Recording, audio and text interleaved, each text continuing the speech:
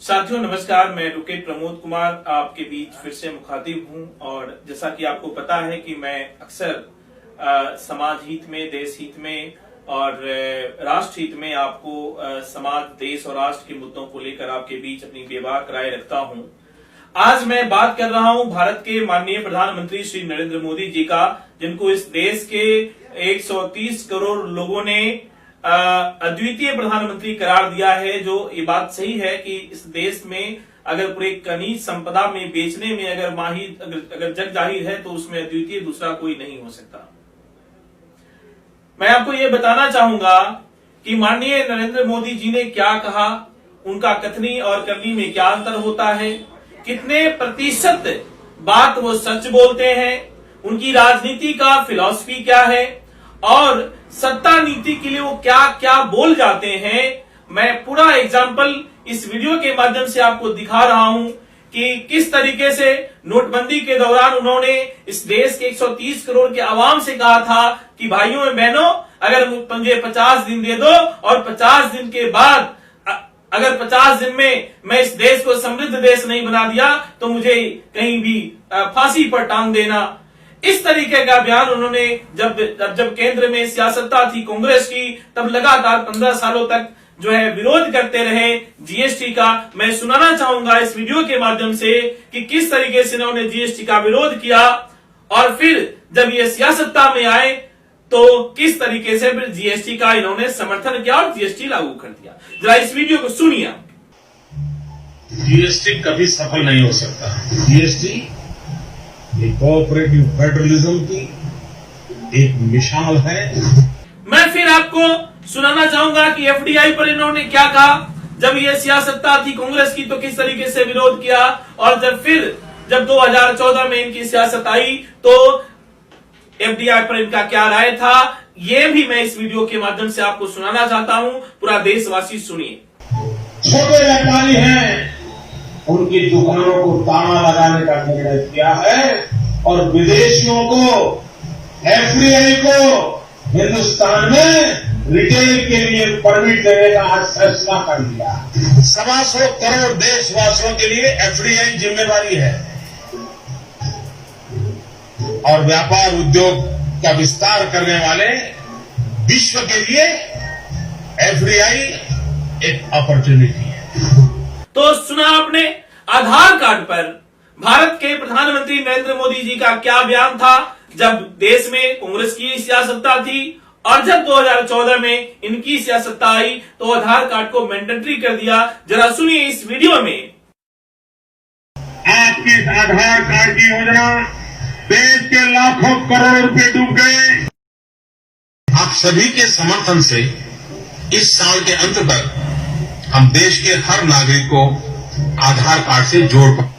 तो सुना आपने, आतंकवाद पर इन्होंने क्या बोला, आरटीएक्स कहां से आई इस पर क्या बोला, लेकिन जब 2014 में सियासत्ता इनकी आई तब इन्होंने क्या बोला और 15 लाख रुपए हर भारतीयों को अकाउंट में आने पर इन्होंने क्या बोला, इस वीडियो में सुनिए। हिंदुस्तान के एक एक गरीब आदमी को मुफ्त में 15-20 लाख रुपए भी मिल जाएगा। 15 लाख रुपए अकाउंट में क्यों नहीं आ रहे? देखिए, ये जुमला है। किसी के अकाउंट में 15 लाख रुपया कभी नहीं जाता, वो उनको भी मालूम है और आपको भी मालूम है, देश की जनता को भी मालूम है। किसी को कैश कभी नहीं दिया जाता, वो सबको मालूम है। ये भाषण देने का एक तरीका है, एक जुमला है। अगर किसी ने ये मान के वोट दे दिया कि मेरे अकाउंट में तो 15 लाख आ रहे हैं, जैसा वो कह रहे हैं, ऐसा कोई नहीं मानता चाहिए। आप बताइए ना, आप मानते हैं? नहीं, मैं तो ये मानता हूँ कि ये चुनावी भाषण में वजन डालने के लिए बोली गई हुई बात है। और फिर जब इनकी सियासत्ता आज दोबारा आई तब ये पलट गए, इन्होंने जुमला करार कर दिया। और सबसे शर्मसार तो बात यह कि देश के इतने बड़े ओहदे पर बैठकर और आप इस तरीके से सरासर झूठ बोल जाते हैं। आपके सिद्धांत का कोई अता पता नहीं होता। आपकी हिस्ट्री की जानकारी 5वीं क्लास के बच्चे से भी बदतर हो सकती है। इस देश के नागरिकों को यह अनुमान नहीं था। साथियों, मैं आपको बताना चाहूंगा मोदी जी भाषण के दौरान क्या उन्होंने कहा और किस तरीके से जब वो करतार कॉरिडोर 2 दिन पहले यानी इसी शनिवार को जब करतार कॉरिडोर का उद्घाटन करने गए थे तो किस तरीके से पाकिस्तान के प्रधानमंत्री का इन्होंने तारीफ किया। और दूसरी बात, जब पहले मैं आपको इस वीडियो के माध्यम से सुनाना चाहता हूं, उनके भाषण का अंश सुनाना चाहता हूं, फिर मैं आपको बताऊंगा इसमें गलतियां उन्होंने क्या किया। जरा सुनिए इस वीडियो को। माननीय मोदी, नरेंद्र मोदी जी का यह भाषण है जब ये करतार कॉरिडोर का उद्घाटन करने पहुंचे थे। जरा सुनिए इस वीडियो। ऐसा कहते हैं कि यहीं पर संत कबीर, गुरु नानक देव और बाबा गोरखनाथ जी ने एक साथ बैठ करके आध्यात्मिक चर्चा की थी। मगर आकर के मैं एक धन्यता अनुभव करता हूं। तो सुना आपने, आप सबों ने सुना होगा। आप गूगल करिए, आप गूगल पे जाइए। आज पूरा देश गूगल पे बैठा हुआ है, पूरा देश देख रहा है। उन्होंने अपने भाषण के दौरान कहा कि गुरु नानक जी, बाबा गोरखनाथ जी और संत कबीर एक साथ बैठकर चर्चा परिचर्चा करते थे, जैसा कि इन्होंने अपने भाषण के अंश में कहा। लेकिन मैं आपको सच्चाई बता दूं साथियों, सच्चाई यह है कि बाबा गोरखनाथ का जन्म 10वीं शताब्दी में हुआ, संत कबीर का जन्म 1398 ईसा में हुआ और गुरु नानक जी का जन्म 1469 में हुआ। तो जरा मैं आपसे पूछना चाहता हूं, इस देश की आवाम से पूछना चाहता हूं कि क्या इस देश के ऐसे पद पर रहते हुए इतना बड़ा गलत आप बोल सकते हैं? ये तो खैर है इस देश का, कम से कम आपने ये नहीं कहा कि ये तीनों आपस में बैठकर चाय नहीं पीते थे। कहीं आपने ये नहीं कह दिया कि मैं भी चाय बना के पिलाया करता था। जरा इस देश की गरिमा का आप ध्यान रखें। आप प्रधानमंत्री पद पे हैं माननीय नरेंद्र मोदी जी, आप भारत के प्रधानमंत्री हैं।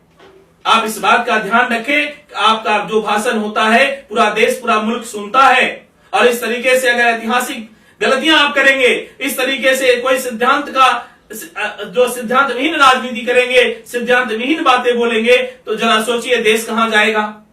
और आज यही हालात है कि देश जो है फिर से एक अंग्रेजी दास्तां में जाने को तैयार हो बैठा है।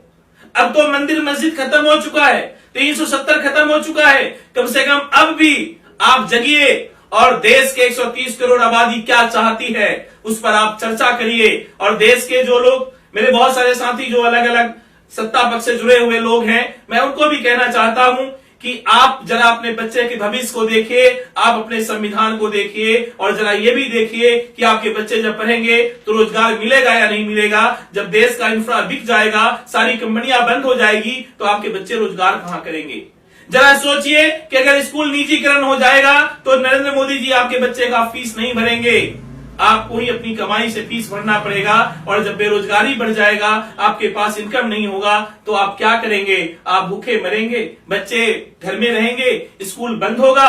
अगर पूरा सिस्टम को निजीकरण कर देंगे तो क्या होगा?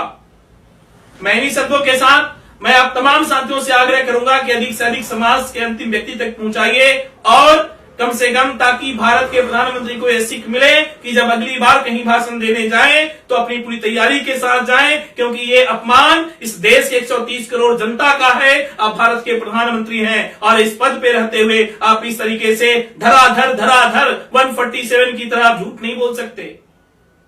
ऐसा नहीं कि सारे अंधभक्त हैं, यहाँ बहुत सारे लोग हैं, राष्ट्रभक्त भी हैं और आपकी गलतियों को बताएंगे, आपको आईना दिखाएंगे। मैं आपका विरोधी नहीं हूं, मैं प्रधानमंत्री का समर्थक हूं, लेकिन आपके जो कार्यकाल के जो रीति रिवाज हैं, जो आपके तौर तरीके हैं और जिस तरीके से देश को बेचने की जो सिलसिला शुरू किया है, मैं इसका विरोधी हूं।